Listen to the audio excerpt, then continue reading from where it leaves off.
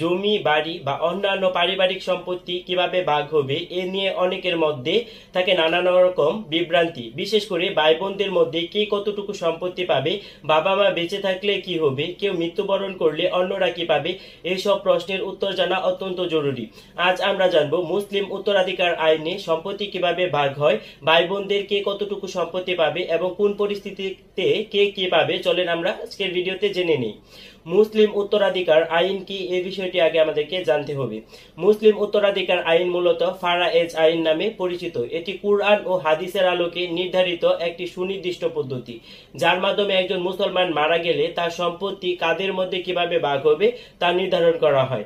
সম্পত্তি ভাগের আগে যে তিনটি বিষয় আপনাকে মাথায় রাখতে হবে তা হচ্ছে: মৃত ব্যক্তি জানাজা ও দাফনের খরচ আপনাকে তার সম্পত্তি থেকে কেটে রাখতে হবে, ঋণ পরিশোধ করতে হবে, বৈধ দলিল এবং সর্বোচ্চ 1/3 পর্যন্ত। এরপর বাকি সম্পত্তি উত্তরাধিকারীদের মধ্যে ভাগ হয়ে যাবে।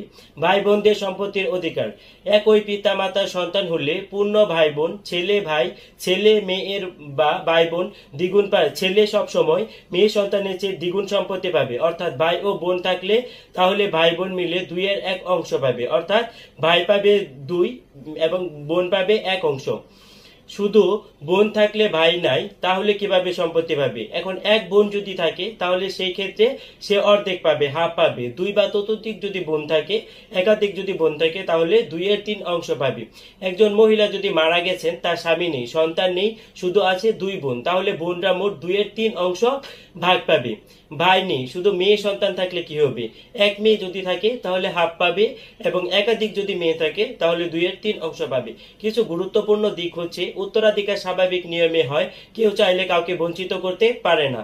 জীবদ্দশায় বাবা মা সন্তানদের মাঝে সম্পত্তি হেবা দান করে দিতে পারেন, এতে সকল সন্তানের সমান দেওয়ার চেষ্টা করা যায়। মেয়ে বা বোনকে সম্পত্তি দেওয়া ফরজ, এটাকে এড়িয়ে যাওয়া মহাপাপ। কোন কোন আইন অনুযায়ী সম্পত্তি বন্টন হয়? Muslim personal law application act 1937, Islamic principal of succession অনুযায়ী সম্পত্তি বন্টন হয়ে থাকে।